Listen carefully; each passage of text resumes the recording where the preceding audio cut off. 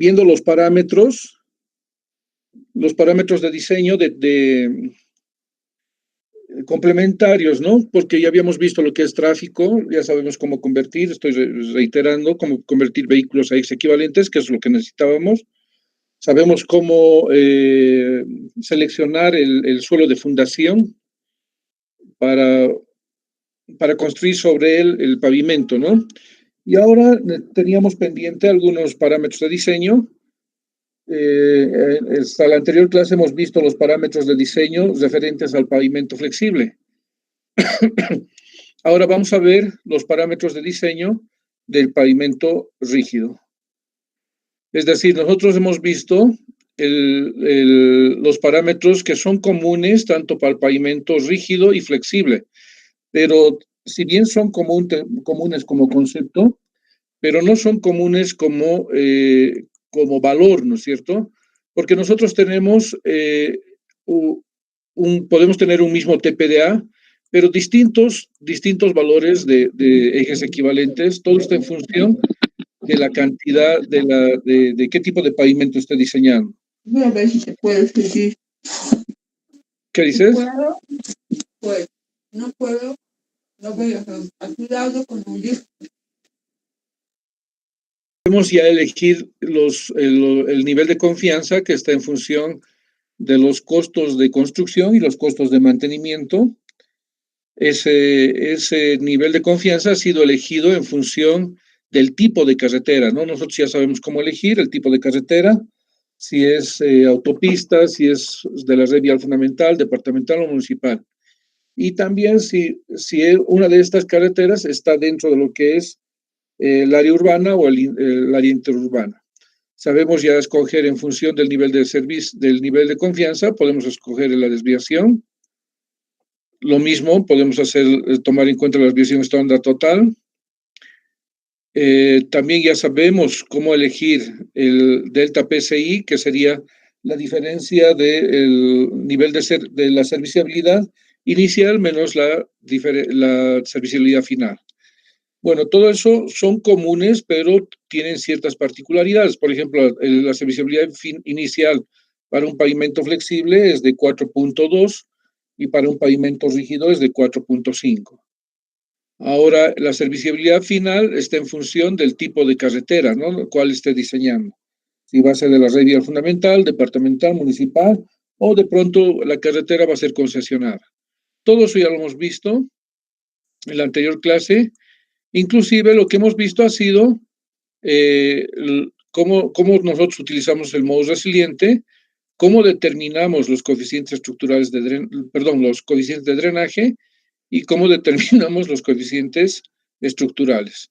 Y al final de cuentas, lo que nosotros debemos calcular de manera preliminar es el número estructural cuando nosotros estamos hablando de pavimento flexible, ¿no? Entonces, eso es lo que hemos visto en la anterior clase.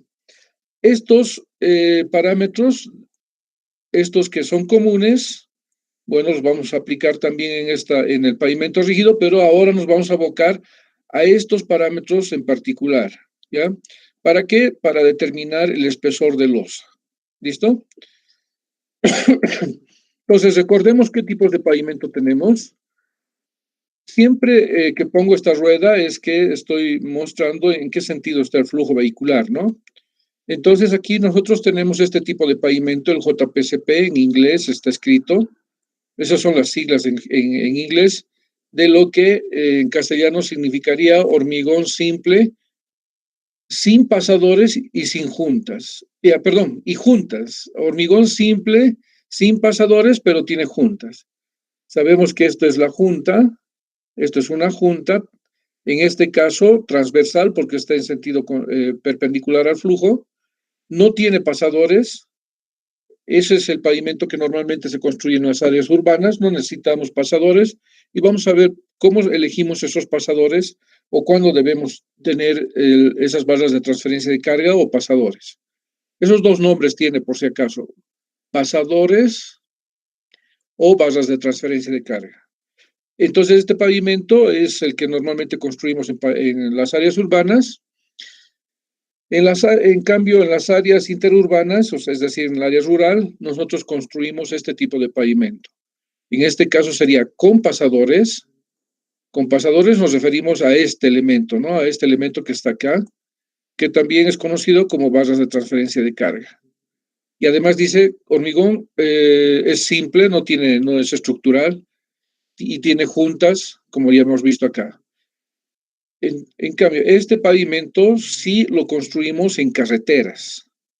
En carreteras, actualmente nosotros estamos construyendo de este tipo de pavimento, con este tipo de un JPCP, con pasadores y conjuntas en las carreteras de la red vial fundamental. Otra clasificación es el hormigón reforzado con pasadores y juntas. Entonces, este, además de tener juntas, tiene pasadores y, como dice aquí su nombre, reforzado quiere decir que hay un acero estructural por aquí encima. ¿Ya? Y finalmente tenemos la otra clasificación, que es hormigón reforzado continuamente. ¿Qué es lo que hace diferencia? Cuando hablamos de reforzado continuamente, es que este ya es un hormigón estructural, tiene un acero dimensionado. ¿Qué es lo que hace diferente de uno al otro? En principio, todas tienen juntas. Esta, si bien no está acá, pero las juntas pueden estar distanciadas a mayores de 30 metros. Lo que hace diferente es de que aquí tenemos junta, entonces todos vamos a tener junta. Lo que hace diferente es el espaciamiento que existe entre una junta y la otra. En un reforzado yo puedo poner juntas entre 8 a 30 metros. Es decir, yo hago un corte acá, voy a medir 8 o 30 metros, voy a hacer el siguiente corte. ¿Listo? En un reforzado continuamente, tengo aquí el corte y después de 30 metros puedo hacer el otro corte de este lado. Y en caso de carreteras de la red vial fundamental o vías urbanas, normalmente estamos trabajando con, esto está en función del espesor de losa, y normalmente nos da de 4.5 metros en la separación entre una y otra junta. Aunque hay otro criterio también, y ese nos da un valor menor a este, pero no va a ser tan grande porque el valor menor que les digo es de 4 metros. Entonces, ya conociendo recordando en sí los pavimentos que ya habíamos visto, por si acaso, no tenemos carreteras construidas de este tipo, no tenemos carreteras construidas con este tipo. Hasta ahora no tenemos ninguna carretera, menos esta otra, ¿no? De momento nosotros estamos construyendo este tipo de pavimento en la red vial fundamental, departamental o municipal, y esta otra estamos construyendo en las áreas urbanas. ¿Ya? Vayamos. Bueno, aquí tenemos algunos esquemas, por ejemplo, losas con sobreancho, dice. O sea, yo puedo construir un sobreancho acá. Esta línea de demarcación hasta el centro, yo tengo un ancho de carril de 350. Pero tengo un sobreancho de 50 metros. Ya les voy a explicar por qué ponemos este sobreancho de 50 centímetros. Ese sería un tipo de pavimento con sobreancho. Normalmente nosotros construimos a veces sin sobreancho, ¿no? Es decir, la losa de hormigón solo tendría 350 a cada lado, 350 acá y 350 a este otro lado. Pero nosotros construimos pavimentos con sobreanchos, ya les vamos a explicar por qué, a qué se debe. Otra forma de construir son losas de hormigón con juntas longitudinales. La junta longitudinal es esta, por si acaso. Esta, lo mismo acá. En este lado la junta longitudinal es esta. Y normalmente esta junta longitudinal es constructiva, porque ya hemos visto, ¿no? Ya hemos visto en clases anteriores que el vaciado del hormigón se hace primero un carril, primero se hace un carril y luego se hace el otro carril. Entonces, como el hormigón no se adhiere como una mezcla asfáltica, en una mezcla asfáltica yo hago un carril, luego hago el otro carril. Al hacer con posterioridad, es posible que la mezcla asfáltica se una, ¿ya? Pero en caso de hormigón va a ser bien difícil que se una este material. Por lo tanto, siempre se va a generar una junta longitudinal constructiva. Ojo, el flujo vehicular es en este sentido, ¿no es cierto? Cuidado que estén confundiendo. Es en ese sentido el flujo vehicular. Entonces yo vacío primero esta losa y me va a generar una junta longitudinal. Lo mismo acá, pero en este caso de la figura que vemos a la derecha, tenemos un pavimento ya no con sobreancho, ¿no? Tenemos igual 350 acá, la distancia desde esta junta hasta esta junta, 350, lo mismo acá, de esta junta a esta junta, 350, pero aquí también se genera una junta longitudinal porque se está construyendo una berma, en este caso con el mismo material. Entonces tenemos la posibilidad de construir pavimentos rígidos con el mismo ancho del carril, es decir, 350, sumado el otro carril, 7 metros, o podemos construir pavimentos con sobreancho, pero en este caso con 50 centímetros, o finalmente podemos construir pavimentos con bermas completamente en hormigón, ¿ya? Pero sabemos que este tipo de bermas no es recomendable, ¿no? ¿Por qué no es recomendable? Porque esto incrementaría los costos, ¿no? Esto sí vale la pena tomar en cuenta porque de alguna manera esto me reduce el espesor de la losa, que eso lo vamos a ver a continuación. Bueno, entonces quiero que lo tengan claro, el flujo es en este sentido y la junta longitudinal que se genera por efectos de construcción va a ser esta acá, ¿ya? Ahora hablemos, perdón, me había olvidado lo más importante. En las juntas longitudinales, nosotros normalmente colocamos estas barras de transferencia de carga que están colocadas en todo el eje longitudinal, este tipo de barras. Cuando yo tengo un pavimento, ya sea con 350 nada más, o sea, sin sobreancho, igual voy a poner estas barras en la junta longitudinal, que es la junta constructiva. Pero cuando yo tengo un pavimento, en este caso, con sobreancho, perdón, si tuviera como en este caso con sobreancho, no requiero no requiero nada más que una junta longitud, va a haber solamente una junta longitudinal y no se va a generar aquí ninguna junta. Ojo, fíjense, no hay ninguna junta. En cambio, si yo construyo con un sobreancho, perdón, con una berma de hormigón, ahí sí voy a tener barras de transferencia de carga a lo largo de esta junta longitudinal. ¿Está bien? Entonces, pavimentos construidos solamente con el ancho del carril, 350, y el ancho de la calzada de 7 metros, va a tener una barra de este tipo. Y cuando yo construya pavimentos con juntas longitudinales, tanto en el centro de la calzada como en el borde del carril, entonces voy a poner va a estar ubicada la junta las barras de amarre, tanto en la junta longitudinal como en la junta longitudinal generada entre la calzada y la berma. ¿Ya? Veamos ahora losas con sobreancho, que son estas, con juntas transversales y pasadores. Las juntas transversales son estas que están acá, esas son las juntas transversales, que nosotros, en este caso, no se generan por lo que construimos. Estas las debemos nosotros inducir. Y las vamos a inducir, y hemos visto nosotros en las anteriores clases, lo hacemos cortando 1/3 del espesor de la losa.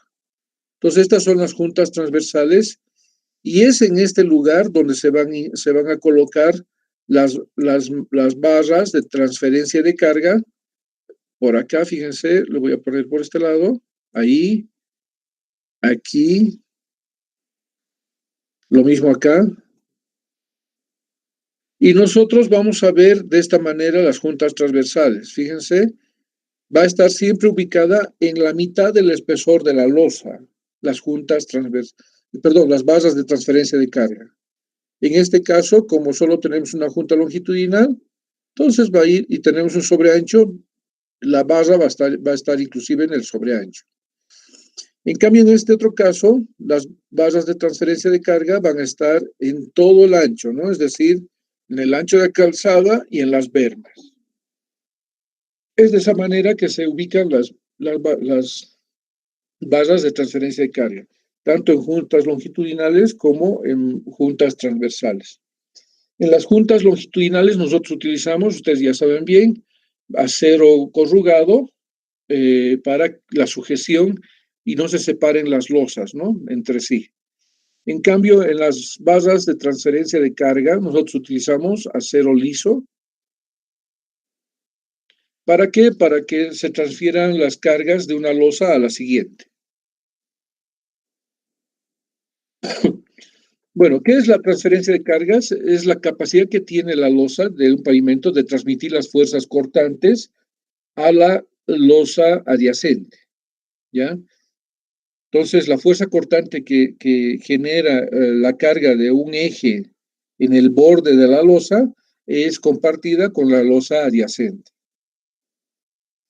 De esta manera se minimizan las deformaciones y los esfuerzos en la estructura del pavimento, la cual es transferida a la siguiente losa y compartida esa deformación con la siguiente losa, ¿no?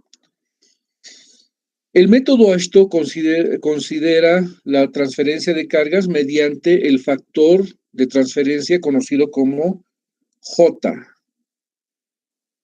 ¿Ya? ¿Cómo elegimos este valor de J? ¿Cómo nos recomienda elegir este valor de J el método AASHTO? Antes, vamos a ver, si no tuviéramos una barra de transferencia de carga acá, si no tuviéramos esto acá, va a pasar esto, ¿no? Ya sabemos que lo que va a pasar es de que el peso de este eje va a desplazar, aquí está exagerado, ¿no? Pero en la realidad puede ocurrir así de esta manera, de tal forma que el eje desplace verticalmente la losa y haya una diferencia entre la losa posterior, ¿no? En cambio, si tengo una barra de transferencia de carga, como lo ven acá, entonces va a estar compartida, ¿no? El peso, la fuerza cortante ejercida en esta losa va a estar compartida en la siguiente losa, mismo que todavía la carga no haya pasado a la siguiente losa. ¿Cómo elegimos ese coeficiente de transferencia de carga? J. Esto les voy a dar en el examen por si acaso. Entonces, la primera pregunta que debemos hacernos para elegir este valor de J dice, si mi berma es de asfalto o es de hormigón. ¿Cuál es la berma la que voy a construir? ¿Va a ser de asfalto? Puede ser tratamiento superficial, ya les hemos dicho. Puede ser de concreto asfáltico, ya hemos visto eso en las anteriores clases. Entonces, si mi berma es de asfalto, voy a elegir esa columna, ¿no? A ver un momentito. Si mi berma es de asfalto, la voy a seleccionar.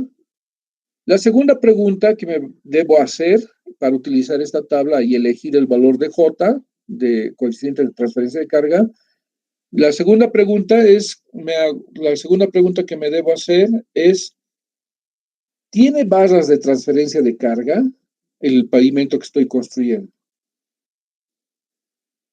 Entonces, supongamos, sí tiene barras de transferencia. Es un pavimento de la red vial fundamental. Normalmente les he dicho que el pavimento de la red vial fundamental llevan estas barras de transferencia de carga. Y no así, digamos, en pavimentos de la red urbanos, ¿no? La tercera pregunta que debo hacerme, esta es la primera pregunta, esta es la segunda pregunta, y la tercera es elegir qué tipo de pavimento rígido estoy haciendo. Tipo de pavimento.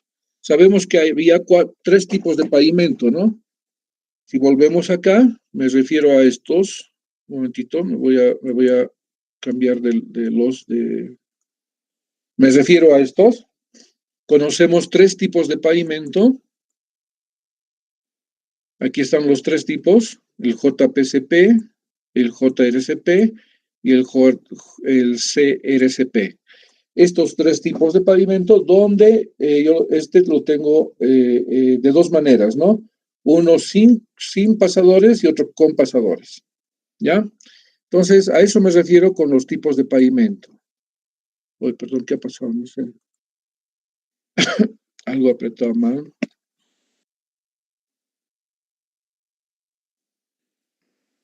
Un momentito.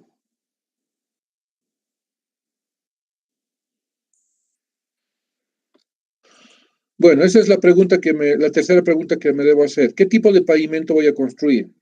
Pero en este caso está agrupado de la siguiente manera. Esos cuatro tipos que habíamos visto, tres están en este grupo. Tres están en este grupo. El único que está separado de esos tres es el pavimento continuamente reforzado. Pues normalmente nosotros les he dicho que estamos construyendo pavimentos con juntas y con pasadores, ¿no? Entonces, ese va a estar en este grupo. Entonces, ¿cuál va a ser el valor de J? El valor de J va a ser 3.2. Eso en el caso de que yo tenga un pavimento, lo voy a tratar de dibujar acá. No sé si voy a poderlo hacer. Si tuviera un pavimento, imagínense que esta es la losa de hormigón, y tuviera un pavimento, a ver, ¿de qué color le ponemos acá? Vamos a poner oscuro. Y esta sería mi berma de hormigón, berma de tratamiento superficial. ¿Está bien? Volviendo nuevamente, ¿cómo hago la selección del J? Primera pregunta, ¿qué tipo de berma tengo? ¿De asfalto o de hormigón? En este caso es de asfalto, a los lados está de asfalto. ¿Está bien? Asfalto. ¿Tiene barras de transferencia? Entonces vamos a dibujar ahí las barras de transferencia. Sí, vamos a decir que sí tiene barras de transferencia de carga, ¿ya? ¿Qué tipo de pavimento es? Entonces, aquí están los tres grupos y aquí separado está el continuamente reforzado. Este no es el continuamente reforzado, por lo tanto, el valor de J es este acá. ¿Está bien? Ahora, ¿cómo elegimos si fuera este tipo de pavimento? Lo voy a mostrar, fíjense aquí, si fuera así, como este. Si fuera como este acá. Este es un pavimento rígido que tiene bermas, aquí están las bermas, dice, de hormigón, y este lado también de hormigón. Entonces, yo me voy a mi tablita, me voy a hacer la misma pregunta. Primera pregunta, ¿las bermas son de asfalto o de hormigón? En este caso voy a elegir que sea de hormigón. Entonces, voy a hacer aquí el dibujito para que lo entienda mejor. Ah, no.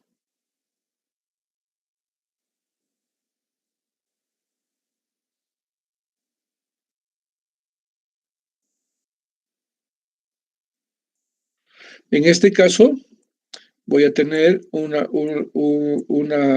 losa de hormigón acá y otra losa de hormigón. En cambio, en lugar de la berma de asfalto, esta berma va a ser de hormigón, ¿ya? Entonces, la segunda pregunta dice, ¿tiene barras de transferencia de carga? ¿Tiene barras de transferencia de carga este pavimento que estamos diseñando? Sí, tiene. Inclusive tiene en la berma, ¿no es cierto? Las barras de transferencia de carga pueden ir inclusive en la berma. Entonces, sí. Ahora, ¿qué tipo de pavimento es? Vamos a pensar que es un pavimento de la red vial fundamental. En este caso, va a estar en este rango. Normalmente, si no tenemos ningún otro dato adicional, lo que debemos hacer en este caso, elegir el valor, el término medio, ¿no? En este caso sería el valor de J igual a 2.8 metros, 2.8, el valor de J. ¿Listo? Entonces, de esa manera que elegimos nosotros el pavimento, perdón, el valor de J que está asociado a las barras de transferencia de carga. ¿Alguna duda hasta aquí?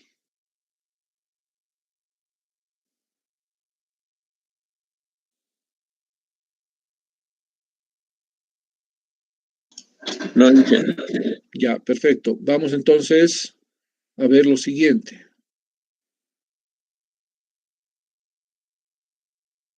Nuestro pavimento sería, como habíamos hablado, normalmente construimos pavimentos con losas de 350, con losas de 350. 350 sin sobreancho. 350 aquí y 350 aquí. Eso es lo que normalmente debíamos construir. Y las bermas, el saldo debería ser en tratamiento superficial. Tratamiento superficial. ¿Está bien?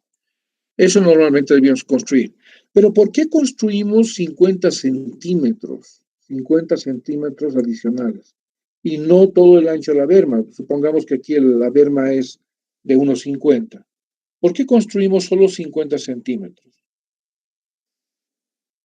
Dice que porque estos 50 centímetros alejan el riesgo de las fallas de esquina, que son las fallas de esquina, que son como resultado de la aplicación de cargas en la esquina de la losa, valga la redundancia. Es decir, que si mi vehículo va a estar aquí, el eje de mi vehículo va a estar acá, pues se va a generar unas grietas de esquina, acá y acá, en ese lugar, ¿ya? Ahí y ahí. Esas son las grietas de esquina. Así se me generaría si fuera de 350 nada más. ¿Por qué? Porque la carga está cerca del borde del pavimento. Está cerca del borde. A ver, voy a tratar de dibujar una flecha. ¿Parece flecha esto? No. Entonces, porque está cerca del borde la carga, entonces me generan siempre estas grietas de esquina. Si tuviera obviamente un pavimento de 350 de carril y el otro carril de 350, tengo el riesgo de que se generen las grietas. Entonces, si tuviera 350, el método AISTO lo que hace es de que voy a dar un número por dar nomás, ya no es que es así. Supongamos que me ha dado 25 centímetros de espesor. Eso es lo que dice si yo diseño un pavimento con 350 de carril en cada lado. Y las bermas todititas, todo el ancho va a ser en asfalto. Va a dar 25 centímetros de espesor. Pero, ¿qué dice el método? Si yo voy a ponerle solo 50 centímetros aquí adicionales, ¿qué estoy haciendo? Estoy alejando el riesgo de que me generen estas grietas de esquina, porque no va a estar al borde. Entonces, al no estar en riesgo de generar esas grietas de esquina, ya no es necesario, solamente incrementando 50 centímetros, ya no es necesario un pavimento de 25 centímetros. Probablemente el pavimento sea menor, sea de 23 centímetros.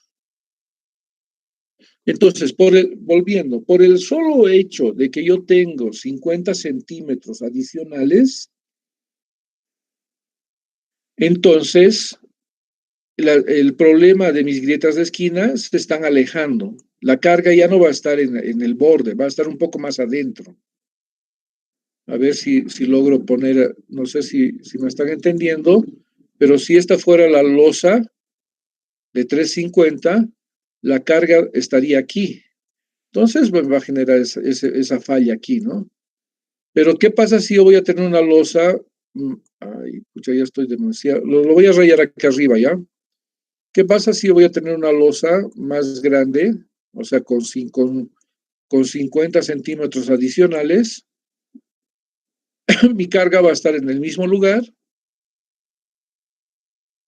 pero mi borde va a estar alejado. Entonces ya no necesita ser reforzado.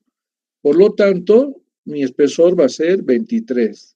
Pero en cambio, si es 350, mi ancho de losa, y la carga está muy próxima al borde, entonces el método dice, hay que reforzar esta losa y en este caso, el resultado del espesor podría ser 25 centímetros. No sé si está claro lo que he explicado aquí. ¿O alguien quedó medio confundido?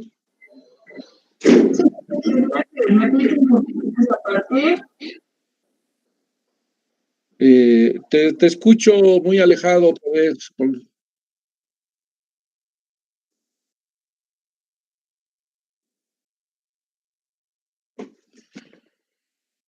Bueno, entonces, ¿cómo hacemos para elegir el valor de J tomando en cuenta un sobreancho de losa? ¿Cómo elegimos el valor de J? Entonces nos vamos acá.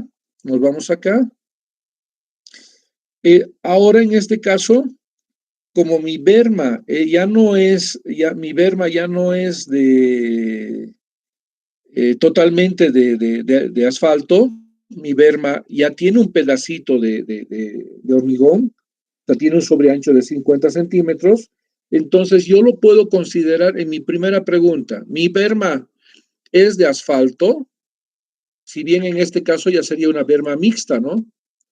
O sea, tengo una berma que es en hormigón, esta es la berma en hormigón de 50 centímetros, y este resto va a ser, a ver, lo voy a pintar, este resto va a ser en tratamiento superficial.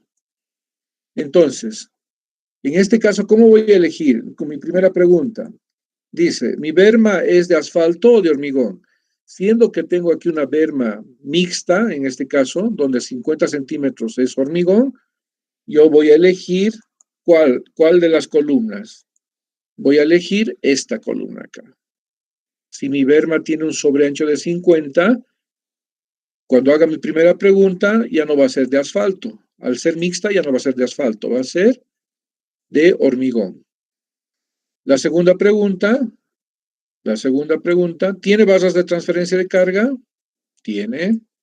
¿En qué grupo está? ¿Es continuamente reforzado o está en los tres tipos están en este grupo? Está en este otro grupo. Entonces voy a elegir acá y nuevamente sería 2.8.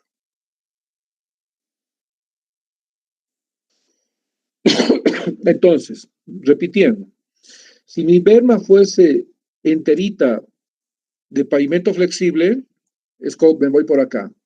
Si toda mi berma es de hormigón, me voy por aquí. Y si mi berma tiene solo 50 centímetros de espesor, de ancho, perdón, también voy a utilizar esta columna, ¿ya? Para elegir el valor de J. ¿Está bien?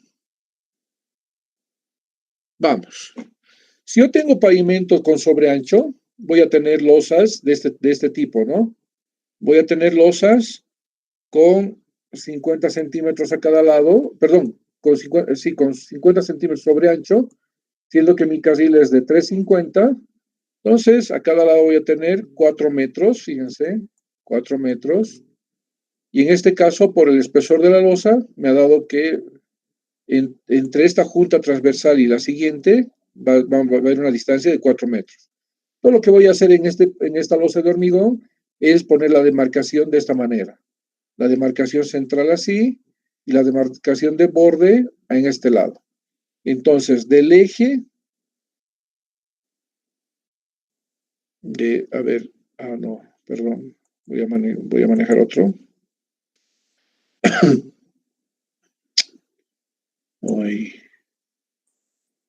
Entonces, desde ese punto hasta este punto tendría 350. ¿Sí? 350.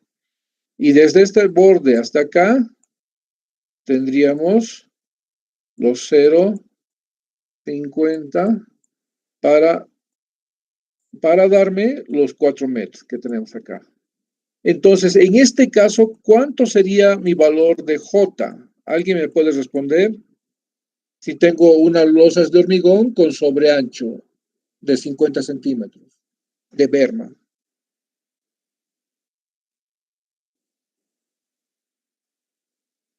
2.8 Inge. Exacto. Entonces ya sabemos que en este caso, por más que tenga solo 50 centímetros, yo voy a asumir que mi berma es totalmente de hormigón. Por lo tanto, voy a asumir un J igual a 2.8. En cambio, si yo tuviera un carril de 350 nada más, voy a volver a reiterar, quiero que esté bien claro esto. 350 de ancho, a ambos lados, ¿no?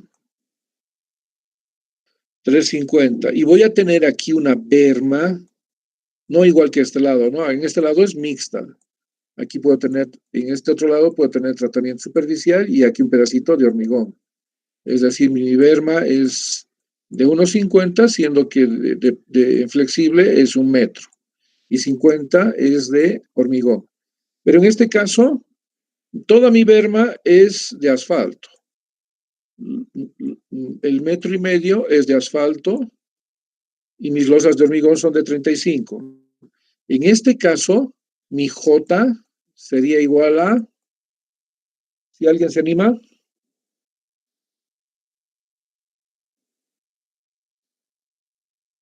3.2 Inge. Exacto. Entonces ha quedado muy claro cómo yo elijo el pavimento, el J, ¿no? Ahora, la otra alternativa sería que yo tenga un carril de 350, un carril, no voy a poner los números, 350, y mi berma sea el 1,50 de berma sea de hormigón. ¿Cuánto sería mi J en este caso, si toda mi berma fuera de hormigón? 2.8. 2.8. Entonces está clarísimo, ¿no? Esto, cuando tenga sobreancho o cuando tenga un sobreancho de losa, como en este caso, a ver, lo voy a pintar.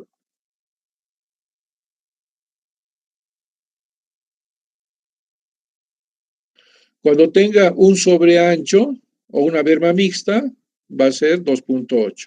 Cuando tenga una berma de hormigón entera, va a ser 2.8. Y cuando tenga una berma en asfalto, aquí no le he puesto asfalto, toda la berma en asfalto, ¿no es cierto? Va a ser 3.2. ¿Ya? Bueno, espero que esté bien claro eso.